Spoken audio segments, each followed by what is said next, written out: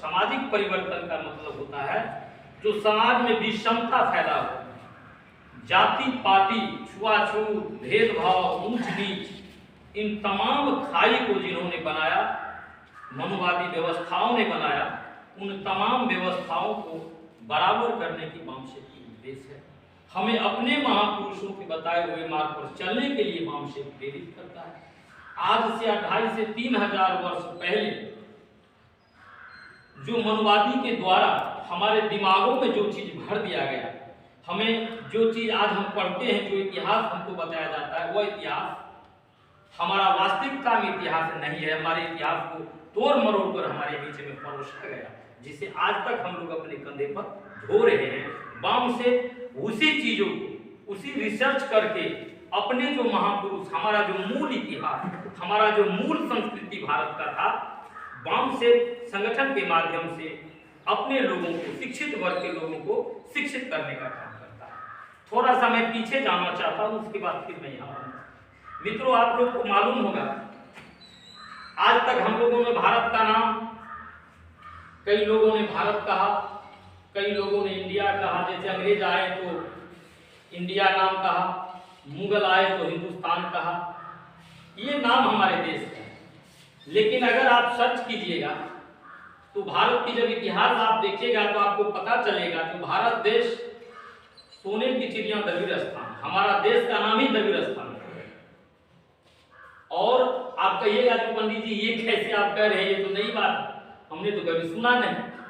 तो दुश्मनों ने हमारी सारी साहित्य को जलाया, खंडित कर दिया, उसको मिटा दिया, लेकिन कुछ चीज ऐसा है जो नहीं मिट सका। जैसे अगर आप जनगण मन अधिनायक पढ़ेंगे तो उसमें यह शब्द है, द्रविड़ शब्द है, क्या नाम दिया है?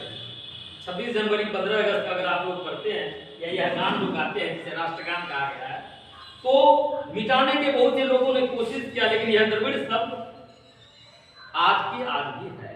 तो यह चिंतन करने की विषय है।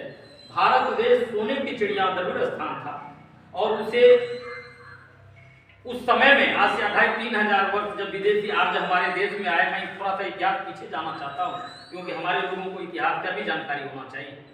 जब हमारे इस सोने की चिड़िया द्रविड़ स्थान देश पर विदेशियों के नजर पड़ा, तो विदेशी कौन विदेशी थे? आर्य विदेशी पहले हमारे देश में आए। हमारी संस्कृति को उन्होंने ही भंग किया। हमारे देश में झगड़ा किसको कहते हैं हमें मालूम नहीं था। हमारे लोग, हम भारत के बहुजन समाज मूलवासी जो यहाँ के थे, हमें गाली समझ नहीं आता था, हमें झगड़ा समझ नहीं आता था, हमें कूटनीति नहीं आता था। हमारे देश में इतनी भाईचारा थी, इतनी खुशहाली हमारा देश था, हमारे देश में दूध की नदियां बहा करती थी। इसी भारत द्रविड़ स्थान घरों में घी का भंडार हुआ करता था, उपजाऊ जमीन सोने की चिड़िया भारत थी। लेकिन मध्य एशिया से विदेशियों ने आया, आक्रमण किया, हमारे देशों को, हमारे देश को गुलाम बनाने की तरह तरह का षड्यंत्र किया। और आप लोग को मालूम होगा, आज आप लोग जब मोबाइल पर सर्च करेंगे सिंधु घाटी सभ्यता, हड़प्पा, मोहनजोदड़ो की जब कहानी पढ़िएगा तो आपको पता चलेगा जो हमारा देश किस तरह से लूटा गया। साथियों, हम गुलाम बने नहीं, हमें बनाया गया। हम शासक वर्ग थे, हमें शोषित बनाया गया। हमारी धरती, हमारी धन संपदा बुद्धिजीवियों, चालाकों के द्वारा, दुश्मनों के द्वारा छीना गया और हमें भिखारियों जैसा जिंदगी बना दिया। यह कोई और नहीं, इस देश के मनुवादी व्यवस्थाओं ने किया। यहाँ के आक्रमणकारियों, विदेशी जो विदेश से जो आए आर्य समाज, उन्होंने ही हमारी धन धरती को छीना और हमारी सारी संपत्ति का नष्ट किया। और यहाँ तक वो अपनी संस्कृति हमारे ऊपर लादा और हमारी संस्कृति को नष्ट किया, जिसके चलते आज हम लोग एक उधार की जिंदगी जी रहे हैं। वामशेप के माध्यम से हमारे लोगों को उनके इतिहास बताने का वामशेप काम करता है। और वामशेप के बारे में साथ ही बताया, मैं एक चीज और आप लोग को बताना चाहता हूँ। मान्यवर कांशीराम साहब ने वामशेप का जब गठन किया तो उससे पहले उनको पता चला जो देश की साहित्य व्यवस्था, इतिहास क्या है।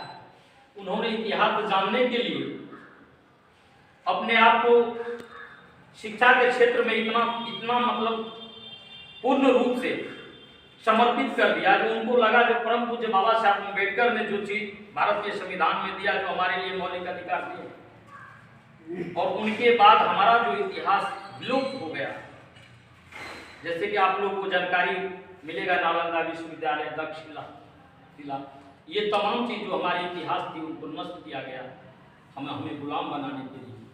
तो मान्यवर कामशी राम साहब ने कहा, सोचा जो हमारे जो गांव के लोग जो अनपढ़ गवार हैं, अशिक्षित लोग हैं, उनको समझाना आसान बात है, लेकिन पढ़े लिखे लोगों को समझाना थोड़ा सा कठिन है। इसलिए बामसेप के माध्यम से हमारा एक ऐसा संगठन बनेगा जो हम सबसे पहले शिक्षित लोगों को ही अपने इतिहास के बारे में बताएं। जैसे कि हम कई मीटिंग में कहा करते थे और करते भी हैं, जो पढ़े लिखे दो तरीके के होते हैं। मान्यवर साहब ने कहा जो शिक्षा हमारे समाज में दो तरह का होता है, एक शिक्षा होता है स्कूली शिक्षा, एक शिक्षा होता है समाजी शिक्षा। स्कूली शिक्षा से बड़े बड़े नौकर पैदा लेते हैं, बड़े बड़े नौकर बनते हैं, जैसे डीएम हुए, एसपी हुए, कमिश्नर हुए, इंजीनियर, वकील हुए, वगैरह वगैरह जितने भी हैं ये नौकर हुए स्कूली शिक्षा। और सामाजिक शिक्षा से हुक्मरान बनते हैं, यानी राजा बनते हैं, मालिक बनते हैं।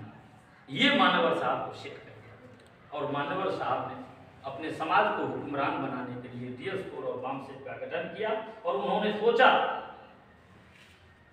कि बामसेप के माध्यम से जो हमारे कर्मचारी समय नहीं दे सकता तो आर्थिक मदद तो कर सकता।